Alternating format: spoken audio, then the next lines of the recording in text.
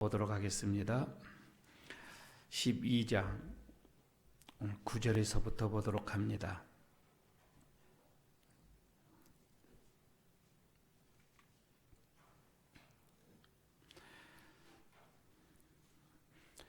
호세아서 12장 9절에서 14절까지입니다. 같이 함께 합독하도록 하겠습니다. 같이 읽겠습니다. 내가 애굽 땅에 있을 때부터 나는 내 하나님 여호와니라. 내가 너로 다시 장막에 거주하게 하기를 명절날에 하던 것 같게 하리라. 내가 여러 선지자에게 말하였고 이상을 많이 보였으며 선지자들을 통하여 비유를 베풀었노라. 길앗은 불의한 것이냐? 과연 그러하다. 그들은 거짓되도다.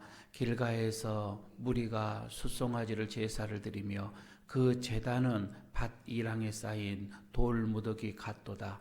야곱이 아람의 들로 도망하였으며 이스라엘이 아내를 얻기 위하여 사람을 섬기며 아내를 얻기 위하여 양을 쳤고 여호와께서는 한 선지자로 이스라엘을 애굽에서 인도하여 내셨고 이스라엘이 한 선지자로 보호받았거늘 에브라임이 경노하게 함이 극심하였으니 그의 주께서 그의 피로 그의 위에 머물러 있게 하시며 그의 수치를 그에게 돌리시리라.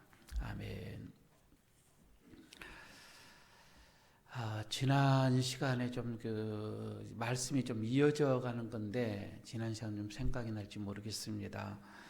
특히 그 앞에 있는 7절, 8절에 있는 구절 속에서 이스라엘을 상인이라고 이렇게 지칭을 했죠. 이 상인은 언어가 카나인이라고 이 가나안이라는 그 뜻이라고 말씀을 드렸고요.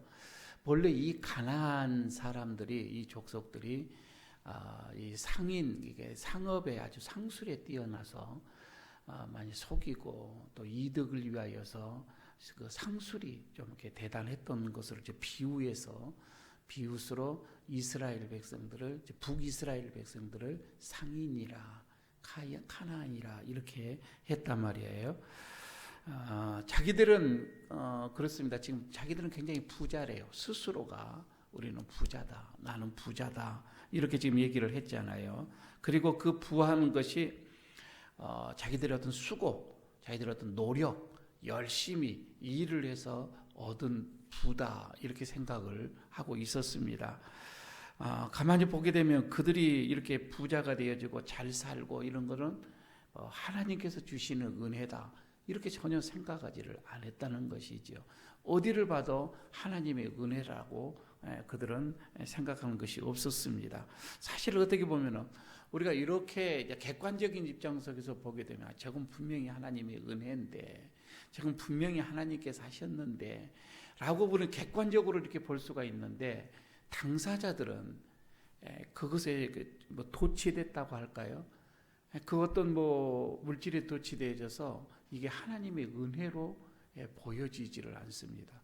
그렇게 되어지면 그 물질이 자기를 잡게 되어지는 겁니다.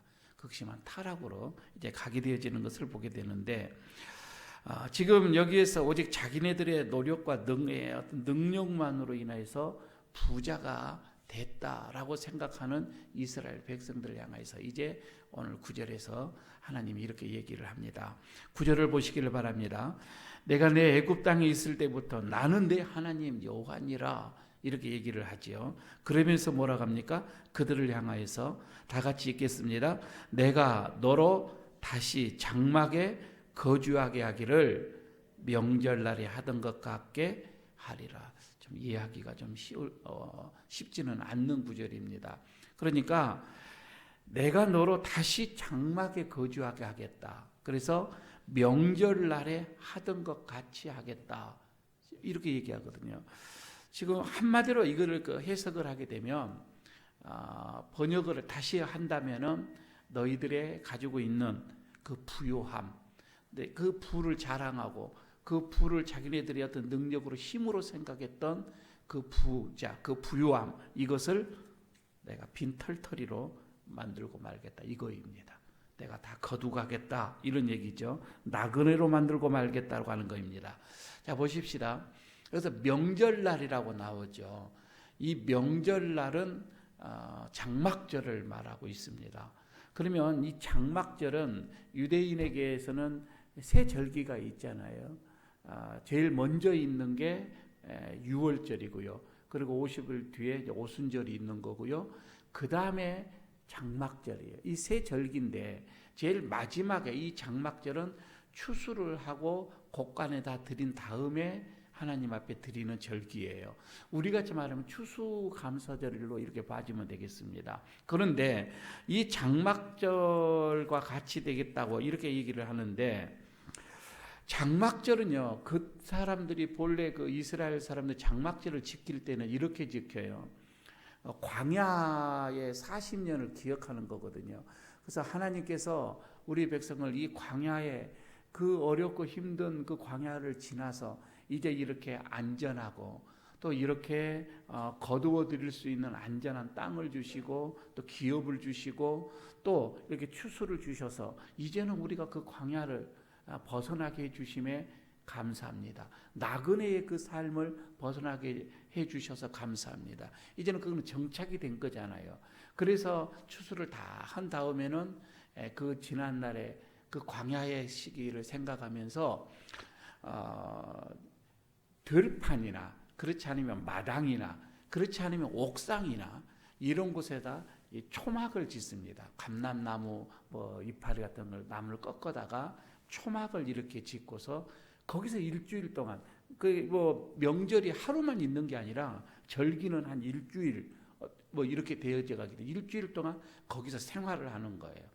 그러면서 자녀들에게는 계속해서 거기서 아버지 왜 이렇게 집을 놔두고 여기서 삽니까? 여기서 잡니까? 라고 물어볼 거 아니에요. 이제 구전으로 계속해서 우리가 옛날에 하나님께서 우리를 출애굽을 해줘서 노예 생활에서 우리를 하나님이 모세로 통하여서 건져내 주셔서 광야의 생활했었는데 하면서 쭉 이런 신앙의 어떤 교육을 그렇게 시켜갔던 거이죠. 이게 장막절입니다. 그런데 지금 여기에서 말이에요. 이 장막절의 명절날에 거하게 한다라고 하는 말이 뭐예요? 너희들을 그렇게 살게끔 해주겠다는 거예요. 그러니까 다시는 나그네의 삶을 다시 살게끔. 어떻게 보면은 어떤 그런 그 초막의 삶, 그러니까 부자의 그런 삶에서 완전히 끝나고 다시금 그 옛날의 모습으로 너희들을 가게 될 것이다 라고 하는 지금 이 모습인데 아마 이거는 너희들을 다시금 아수르의 포로가 될 것이다 라고 하는 그 예언으로 이렇게 봐지는 게 맞을 것 같습니다. 어떻게 보면 이거는 다른 말로 말하면 오늘 그 제목의 그 제목처럼 은혜를 기억하는 은혜라고 했는데 그러니까 하나님께서 지금 나의 나됨은 하나님의 은혜라라고 여러분 우리가 생각하면 이건 모든 감사할 것밖에 없는 거예요. 그러나 우리가 이런 은혜를 하나님께서 그렇게 많은 은혜를 주었음에도 불구하고 그 은혜를 은혜로 생각하지 않는 거예요. 이걸 감사로 생각하지 않는다 이거예요. 이럴 때에 하나님께서는 다시 거두어 가겠다라고 하는 말씀으로 이렇게 봐지면 될 것 같습니다. 여러분 우리가 하나님께서 물론 우리에게 그 은혜를 주실 때에 그 은혜를 주시는 그 이유가 우리에게 무엇을 받고자 하기 위해서 하나님 우리에게 은혜를 주시는 그것은 아닙니다. 그것은 아니지만 그러나 은혜를 모르는 자, 이걸 다른 말 감사할 줄 모르는 자, 이거는 하나님이 옳지 않게 생각하시거든요. 받으려고 하는 것은 아니지만 이게 예수님께서 누가복음 17장 11절에서부터 쭉 보면은 그게 나와요. 10명의 그러니까 나병 환자들이 나오거든요. 그걸 다 고쳐줬단 말이에요. 그러면서 제사장에 가서 보여라. 그런데 9은 돌아오지 않고 1명만 돌아왔죠. 그때 예수님께서 그들이 뭐라고 합니까? 9은 어디에 있느냐라고 묻습니다. 물론 예수님께서 고쳐주면서 너희들이 나한테 감사해야 돼 그런 마음으로 고치는 것은 아니다 이 말이에요. 그러나 우리 입장에서는 마땅히 감사해야 되겠지요. 그런데 하지 않으니까 그 9 어디 있느냐 주님이 찾고 있는 모습이 그 17절에 나오고 있습니다. 이와 마찬가지 말입니다. 우리가 말이에요. 이런 은혜로 인하여서 감사 생활을 해야 되는데 지금 이 북이스라엘 이 백성들은 하나님께 감사하기는커녕 어디 보면 도리어 그들은 교만해졌어요. 자만해졌어요. 자기들이 이 부함으로 인하여서 그들은 더 교만해져 갔다 이거예요. 하나님은 이런 사람들에게 이건 은혜 받을 자격이 없다 이거입니다. 그걸 누릴 자격이 없다라고 하는 것입니다. 다시 거두어 가겠다. 저는 간혹 우리가 그런 것을 보죠. 은사도 마찬가지죠. 하나님께서 여러분 우리에게 은사를 많이 주셨어요. 가만히 여러분 과거를 보십시오. 우리에게 직분을 주실 때도요. 다 그만한 은사를 주시고 직분 주시지 그냥 직분 주시지는 않습니다. 그러나 여러분 우리가 그 하나님께 받은 그 은사 그대로 활용하지 않고 영광 돌리지 않고 사장한다든지 묶어놓는다든지 안 그러면 그걸 나의 영광으로 취하면 그 은사 다 거두어 가죠. 이런 것들을 우리가 보게 됩니다. 다시 말씀드리면 우리는 누리는 이 모든 지금 나의 이 모든 것은 이거 하나님의 은혜라. 여러분 이렇게 생각한다면 여러분 얼마나 이 삶이 달라질 수 있잖아요. 감사할 수밖에 없다 이 말입니다. 그렇지 않는다면 여러분 우리는 그 감사할 줄 모르면 지금 내가 가지고 있는 이것을 가지고서 이건 탐욕으로 갑니다. 그리고 이거는 정욕을 쓰기 위한 도구로 전략하게 된다고 하는 것이지요. 하나님은 더 이상 은혜를 베풀지를 않습니다. 더 이상 나가지를 않습니다. 그러니까 은혜로 받지 않는 감사로 받지 않는 그 그릇에는 더 이상 복을 담지 않는다라고 하는 것을 오늘 본문 속에서 보고 두 번째 봅니다. 11절을 여러분 보시기 바랍니다. 11절을 보게 되면 이제 길르앗은 불의한 것이냐? 과연 그러하다. 자, 그들은 길르앗이 하나가 나왔죠. 길르앗이라고 하는 것은 불의한 것이냐? 과연 그러하다. 이게 나오고요. 그들은 거짓되도다 하면서 또 길갈이 나옵니다. 길갈에서는 무리가 숫송아지를 제사를 드리며 그 제단은 밭 이랑에 쌓인 돌무더기 같도다. 이것도 어렵죠. 해석하기가 그냥 이건 해석을 안 하면은 어렵습니다. 자, 이게 무슨 말인 거 아니? 지금 여기에서 이 길갈과 길르앗과 길갈이 나오죠. 도시 이름입니다. 두 도시인데 이 두 도시는 북이스라엘의 대표적인 도시예요. 대표적인 도시라 이렇게 보면 됩니다. 그런데 이 대표적인 이 도시라고 했을 때에 어떤 수도다 이런 것보다는 가장 타락한 곳이에요. 이 두 곳이 가장 우상의 중심지입니다. 북이스라엘인데 우상의 중심이 돼 있어요. 그러니까 여로보암이 이제 남북으로 나눠지잖아요. 남북으로 이렇게 솔로몬 이후에 남북으로 이렇게 나눠지면서 이 남쪽 유다는 두 지파만 있고 북쪽 이스라엘은 10지파단 말이에요. 그러니까 많죠. 크고 많아요. 가장 큰 문제가 뭐냐면 명절 때예요. 이 3대 명절 때에는 그들 모두가 다 예루살렘 성전으로 가서 제사를 지내야 되잖아요. 이제 문제가 남북으로 나눠졌는데 이 예루살렘 성전 내려올 수가 없잖아요. 이게 그래서 거기에다가 두 단을 세워놨습니다. 길르앗과 길갈에다가. 그러니까 이 한쪽은 이쪽에는 이 요단강 동편이고 하나는 서편이에요. 끝과 끝이거든요. 근데 여기에다가 단을 세우고 어디 갈 필요 없다. 왜? 자꾸 백성들이 유다 쪽으로 남쪽으로 내려가게 되면 이거 정치적인 문제가 되어지는 거거든요. 그래서 그곳에서 제사를 드리도록 만드는 도시입니다. 그런데 지금 우리가 그렇게만 생각하면 참 좋겠는데 거기에서 하나님께 제사를 드리고 하나님께 예배를 드리면은 좋겠는데 그러지를 않았다 이 말입니다. 우리가 저기 역사학자들의 이 얘기를 이렇게 들어보면은 이 길갈 말이에요. 이 길갈과 이 길르앗에서는 북이스라엘의 그래서 우상의 중심지다 이렇게 얘기를 하고 있습니다.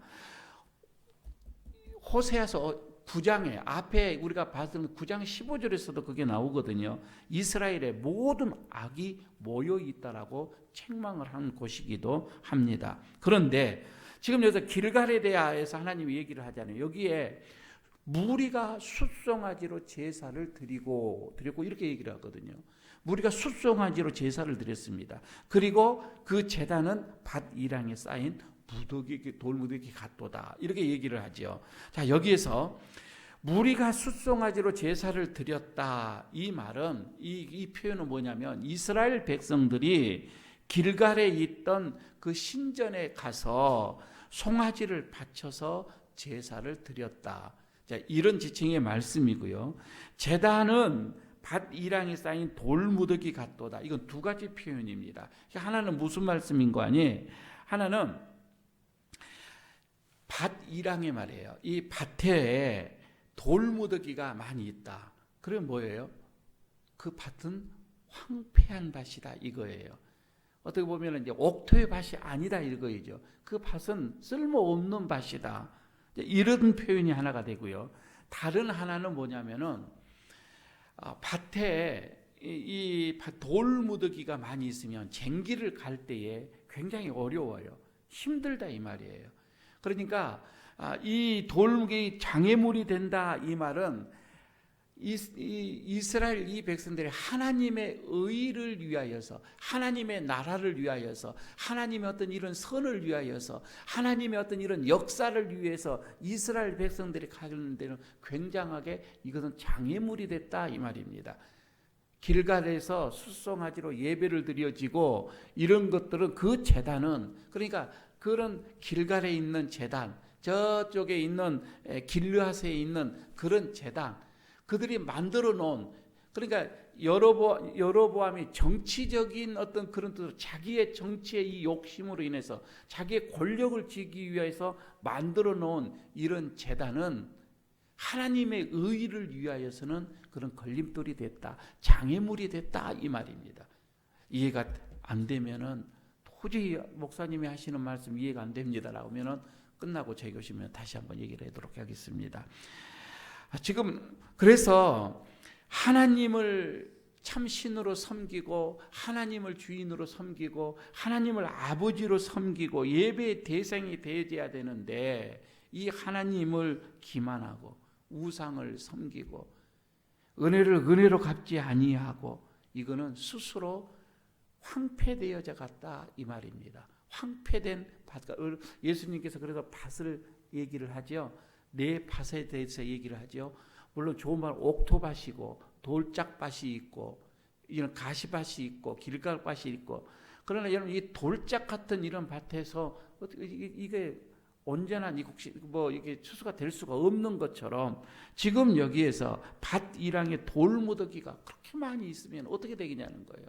하나님의 나라 이룰 수도 없고, 그거는 하나님께 이게 버림을 받는 어떤 이런 것이라는 거이죠. 그래서 아무리 여러분 우리가 많은 것을 얻었다 할지라도 이스라엘, 북이스라엘 이 사람들처럼 나는 부자다라고 이렇게 얘기를 하면서 그렇게 물질적으로는 부유하다 할지라도 하나님을 온전하게 섬기지 못하고 이렇게 우상을 섬긴 자들은 결국 이렇게 비참한 황무지와 같은 황폐한 그런 돌짝과 같은 그런 밭이 될 수밖에 없다라고 하는 것. 그리고 하나님의 나라를 이루어가는데 이건 장애물밖에 될 수밖에 없다라고 하는 것을 말씀을 해주고 있습니다.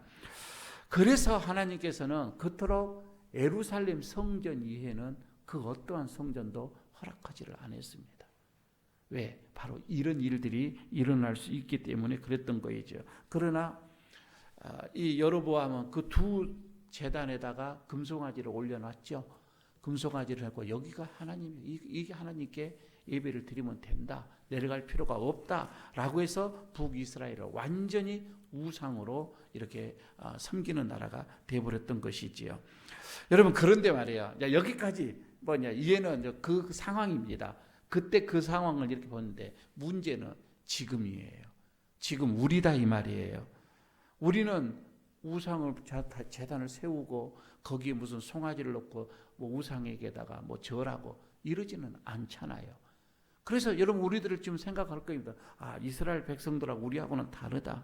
우리는 뭐 그들 뭐 우상 앞에 우리는 절하는 것도 아니고 소를 뭐 바치는 것도 아니고 우리는 그들과 다르다. 여러분 정말 그런가? 저는 여기서 이 목회자의 고민이에요. 그게 여러분 오늘 어떻게 보면 우리의 이제 기도의 제목이 여기서 될 수가 있는데 과연 우리는 그런가 이거예요. 나는 지금 여기서 이 북이스라엘 사람들과 나는 다른가?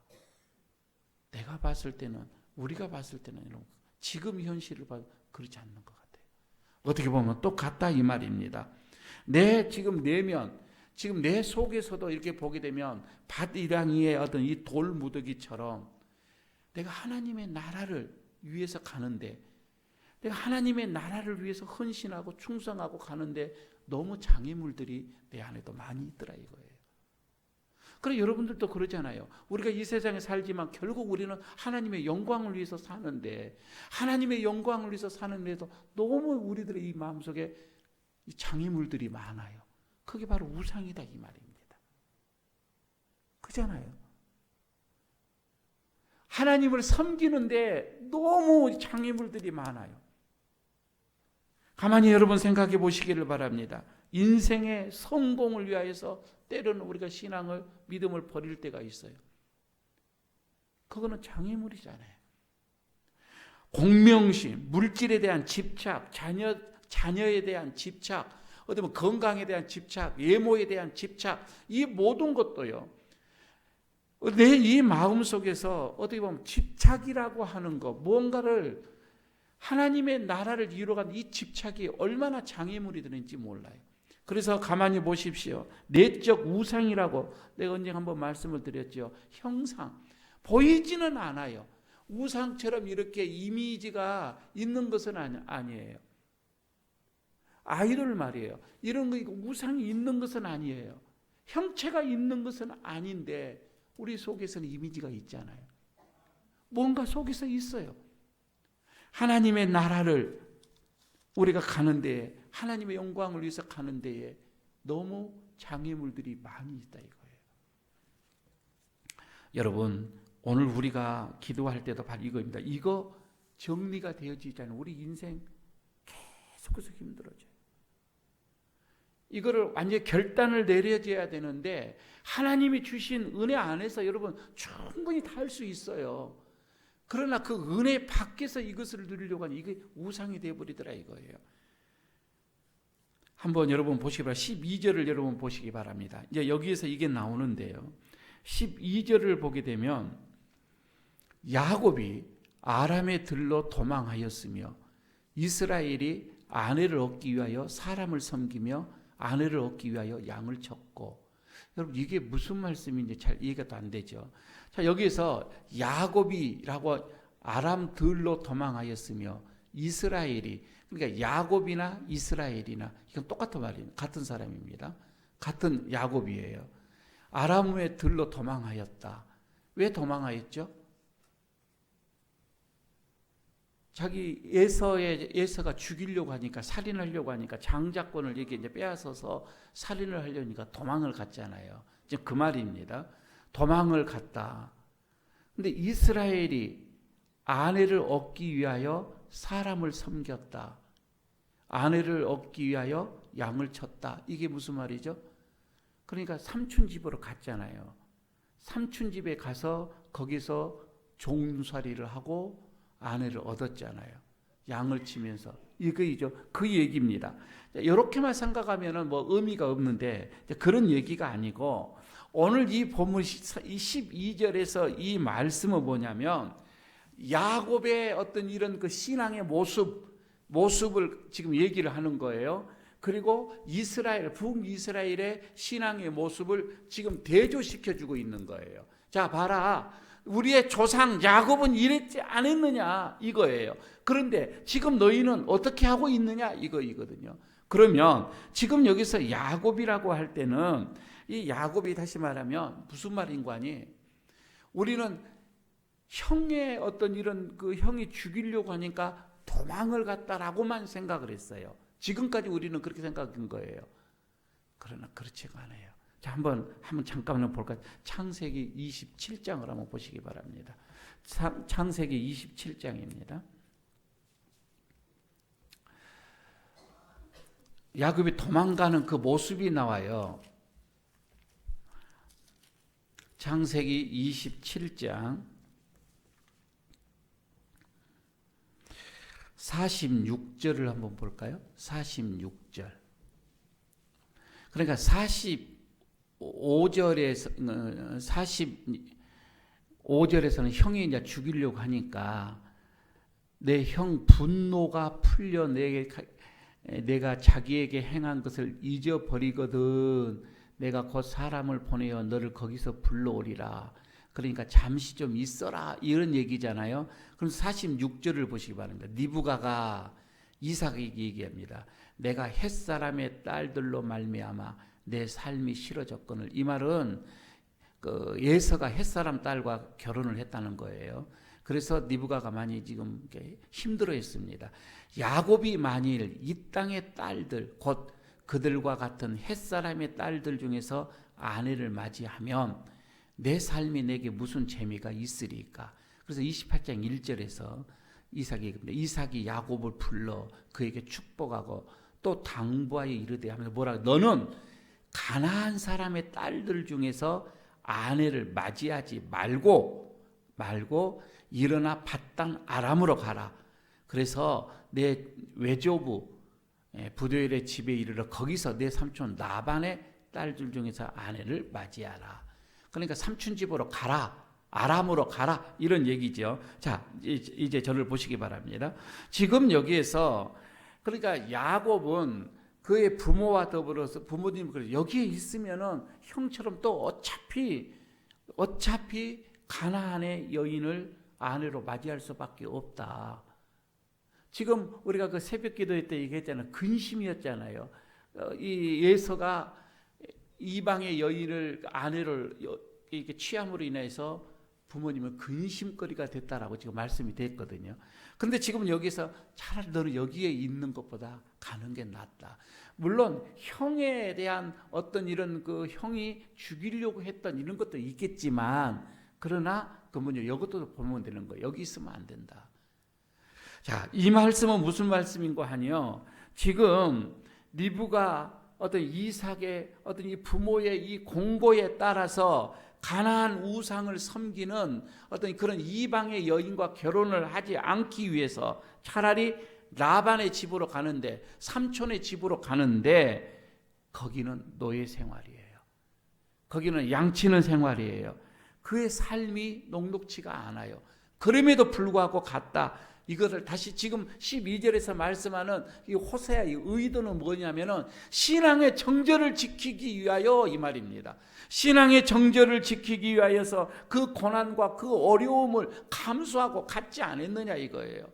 거기에 가게 되어지면 다시 돌아온다는 보장도 없고 거기에서 가게 된다면은 하나님께서 이제는 하나님의 은혜가 아니면은 거기 어떻게 살 수도 없는 그곳 어떻게 살아야 되고 언제 돌아와야 되고 이런 것도 모르는 어떤 막막한 그런 상황 속에서 오직 신앙의 정절을 지키기 위하여서 그는 그곳으로 갔다. 지금 호세아서는 이렇게 얘기를 12절에 하고 있는 말씀이지요.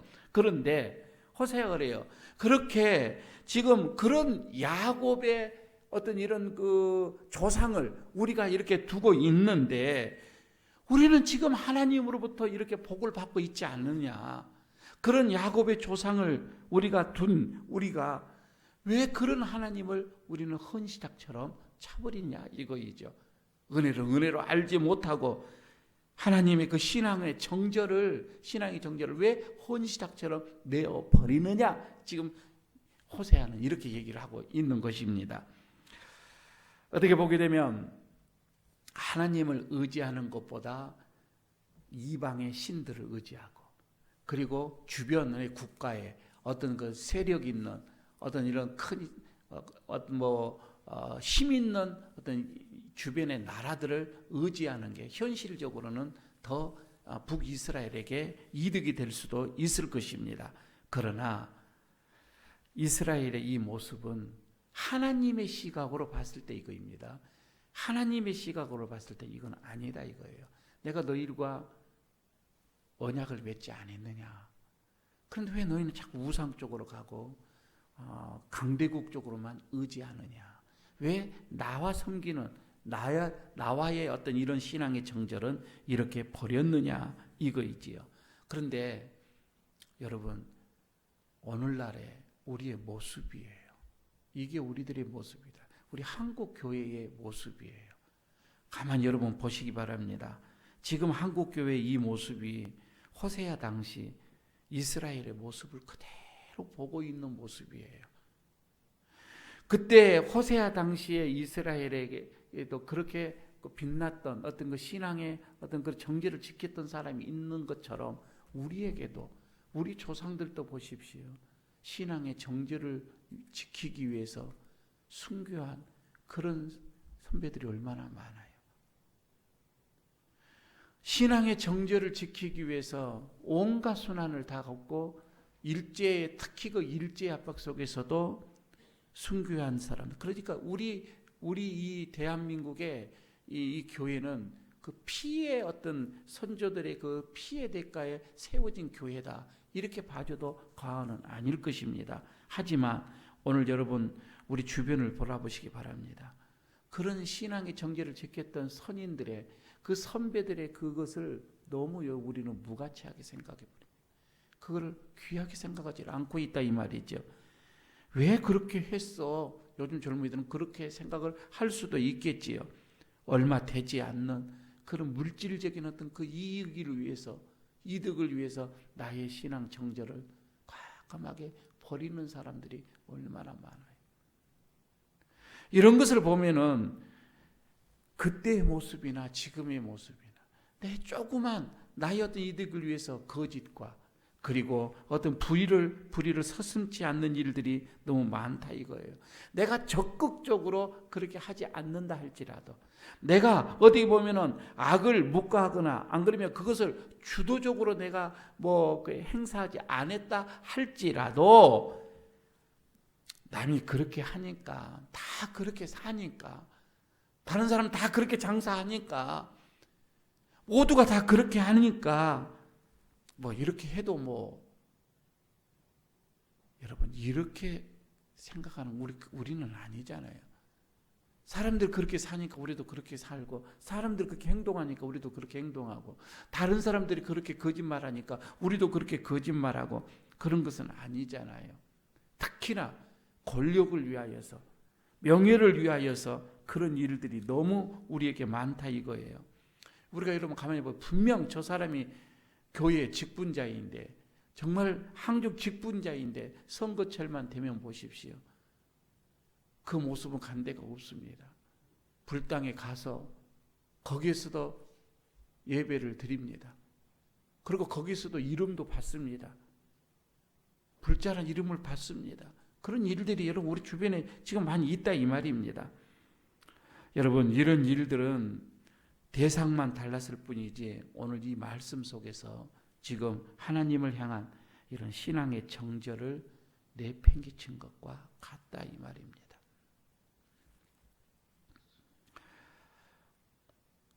우리들의 현실에 눈에 보이는 지금 앞에 이 눈에 보이는 이런 이득을 위하여서 여러분 눈에 보이지 않는 우리 신앙의 이 정죄를 내어 포기를 한다면 머지않아서 하나님 앞에 여러분 이거는 응당하게 여러분 이거는 또 문책이 받을 때가 있을 것입니다.